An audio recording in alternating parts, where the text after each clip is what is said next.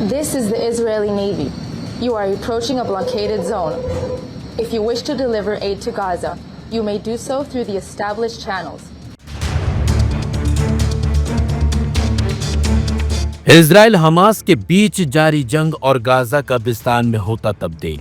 ये भयानक तस्वीरें किसी से छिपी नहीं है।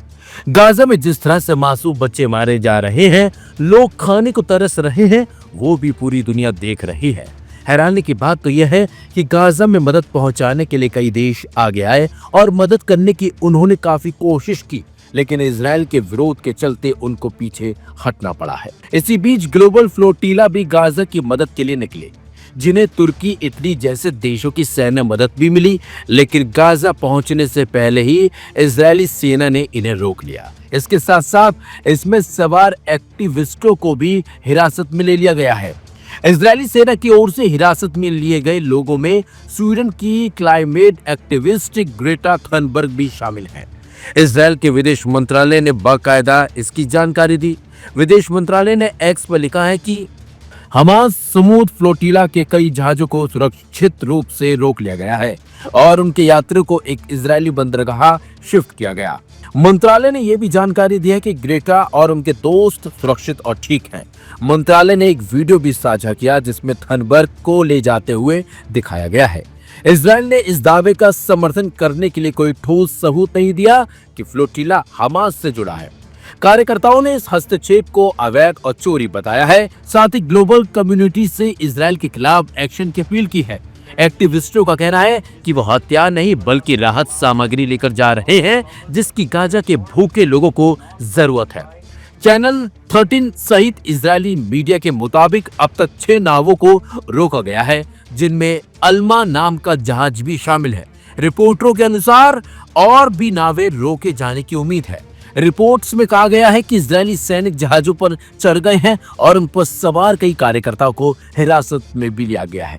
आपको बता दें, तमाम तस्वीरें भी सामने आई हैं, जिसमें साफ साफ नजर आ रहा है कि किस तरीके से इजरायली सेना ने इन जहाजों को रोका है और इन पे सवार लोगों को किस तरीके से हिरासत में लिया गया है। ये वो लोग हैं जो गाजा में मदद पहुंचाने जा रहे हैं, लेकिन इजरायल नहीं चाहता कि गाजा तक मदद पहुंचे। चलिए अब आपको बताते हैं कि फ्रीडम फ्लोटिला है क्या। तो आपको बता दें, फ्रीडम फ्लोटिला सेकंड को 2010 के गाजा फ्रीडम फ्लोटिला के नए वर्जन के रूप में 2011 में लॉन्च किया गया था। अंतर्राष्ट्रीय कार्यकर्ताओं और गैर सरकारी संगठनों के गठबंधन से बने इस फ्लोटिला का मकसद गाजा पर इजरायल की नाकाबंदी को तोड़ना और मानवीय सहायता पहुंचाना था। हालांकि अब तक कोई भी फ्लोटिला गाजा पहुंचने में कामयाब नहीं हो पाया है और ये नया फ्लोटिला भी इसी मकसद से गाजा जा रहा था, लेकिन इजरायली सेना ने गाजा पहुंचने से पहले ही इसे रोक दिया। तमाम तस्वीरें सामने आई हैं और एक तस्वीर ऐसी भी है जिसमें साफ साफ इजरायली जो सेना है वो एक मैसेज दे रही है और साफ बोल रही है कि नावों को रोक दिया गया है और आगे नहीं जाने दिया जाएगा। अब ऐसे में सवाल यही उठता है कि गाजा तक मदद पहुंचेगी तो कैसे पहुंचेगी, और क्या इटली और तुर्की जैसे देश जो मदद कर रहे थे फ्लोटिला की, वो अब कुछ करेंगे या फिर नहीं, ये भी एक बड़ा सवाल है।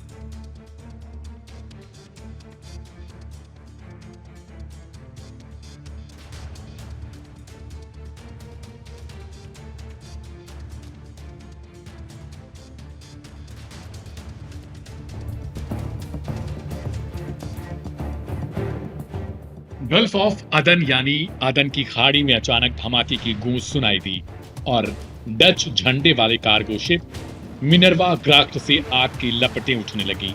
यह हमला हुआ था हूतियों की क्रूज मिसाइल से। यमन के ईरान समर्थित हूती विद्रोही संगठन ने खुद इस हमले की जिम्मेदारी ली। जहाज पर कुल 19 क्रू मेंबर सवार थे, जिनमें से 2 नाविक घायल हो गए और बाकी सभी को इमरजेंसी में निकालना पड़ा।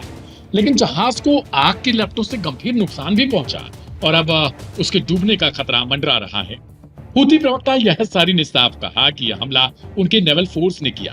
उनका दावा है कि इस शिप को टारगेट इसलिए बनाया गया क्योंकि यह इसराइल के कब्जे वाले फिलिस्तीनी बंदरगाहों में प्रवेश कर रहा था। यह सारी ने चेतावनी दी, हमारे सैन्य अभियान तब तक नहीं रुकने वाले हैं जब तक कि गजा पर जारी नाकेबंदी खत्म नहीं होती और फिलिस्तीनियों पर हो रहे हमले बंद नहीं कर दिए जाते। करीब 1 महीने बाद हूतियों का यह पहला बड़ा समुद्री हमला है। इससे पहले उनकी मिसाइलें और ड्रोन हमले बार बार रेड सी और गल्फ ऑफ अदन में अंतर्राष्ट्रीय जहाजों पर निशाना बना चुके हैं। लेकिन इस बार मामला अलग है, क्योंकि टारगेट बना नेटो सदस्य देश नीदरलैंड का जहाज।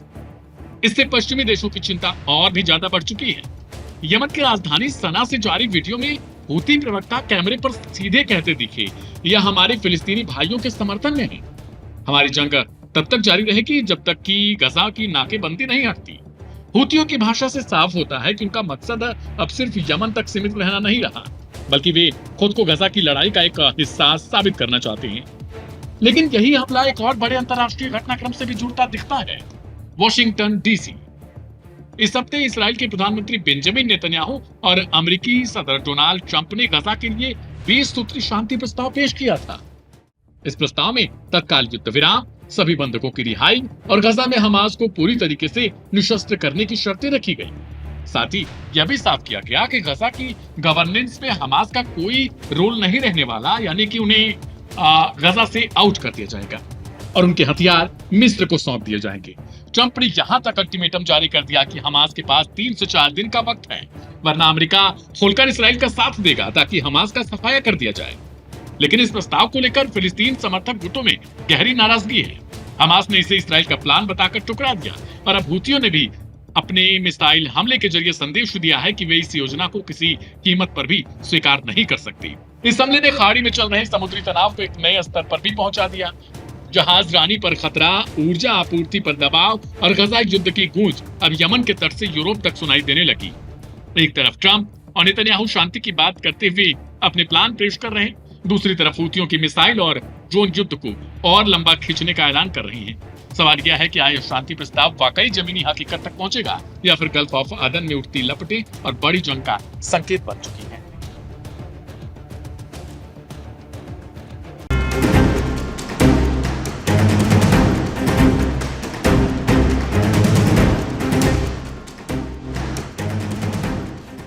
यमन के हूती संगठन और अधिक उग्र होते दिख रहे हैं।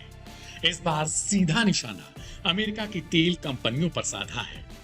हूती से जुड़ी संस्था HOCC ने एक्सॉन मोबिल और शेवरॉन समेत 13 अमेरिकी कंपनियों, 9 बड़े अफसरों और 2 जहाजों पर पाबंदी लगाने का ऐलान कर दिया है।